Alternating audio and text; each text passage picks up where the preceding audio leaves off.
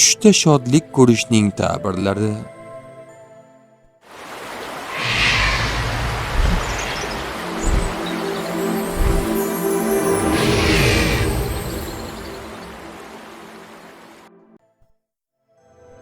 Tushdagi shodlik g'am va anduh bo'ladi.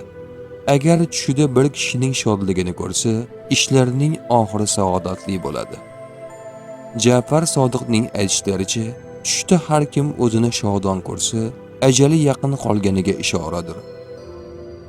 Tush ta'biri bashorat emas, barcha narsani bilguvchi yagona zot Allohdir. Ko'rgan tushlaringiz ta'birini bilmoqchimisiz? Unda kanalimizga obuna bo'ling.